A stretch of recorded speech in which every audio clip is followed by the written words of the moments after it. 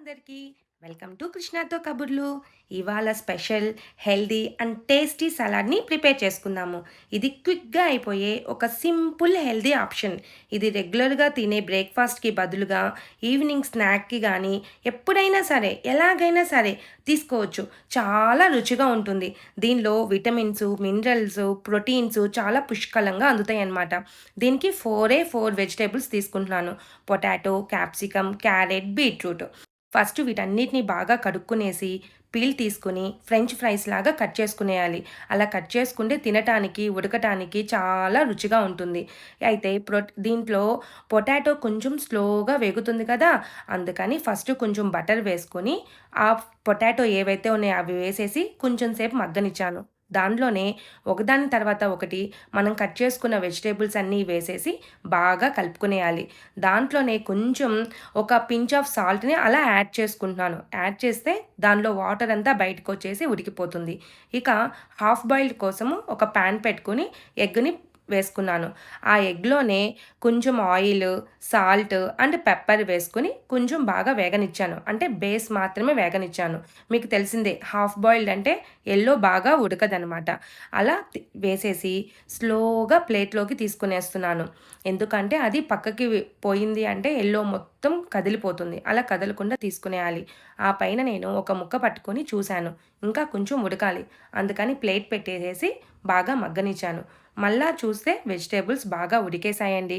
ఇంకంతేనండి. Very simple. దాంట్లో కొంచెం pepper add చేసుకొని అలా కలుపుకునేసేసి కొంచెం చాట్ మసాలా. ఎందుకంటే పచ్చి కానీ కొంచెం బీట్రూట్‌లో పచ్చితనం ఉంటుంది గదా!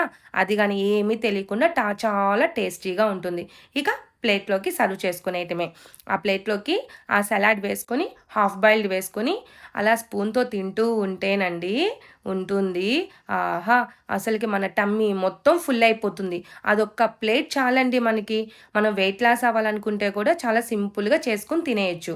ఇక సెకండ్ సలాడ్‌కొచ్చేద్దాము. ఇది pure veg. First one pure non veg. ఇది వెజ్ అనమాట.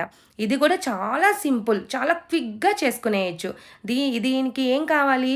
ఒక కీర, క్యారెట్, టమోటో, ఒక క్యాప్సికమ్, హాఫ్ ఆనియన్, ఒక రెడ్ చిల్లీ. అంతేనండి. సారీ రెడ్ చిల్లీ కాదండోయ్! Green chilli.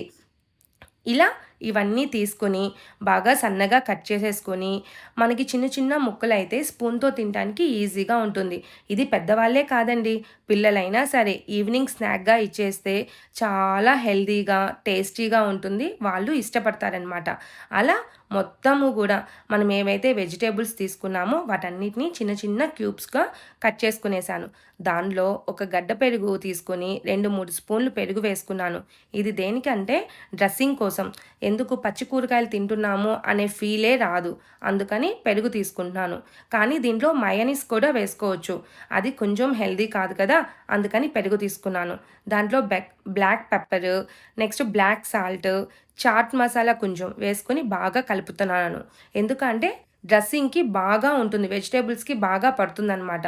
ఆ పైన ఒకదాని తర్వాత ఒకటి వెజిటబుల్స్ అన్నీ వేసేసుకొని బాగా కలుపుకోవాలి. ఎలా కలుపుకోవాలంటే వెజిటబుల్స్ అన్నీ బాగా కలిసేలాగా కిందకి, పైకి అలా నేను చూపించినట్లుగా కలుపుకొనేసేయండి. అంతేనండి. చాలా సింపుల్‌గా రెడీ అయిపోయినాయి సలాడ్స్. మీకు నచ్చిందా? నచ్చితే లైక్, షేర్, సబ్స్క్రైబ్.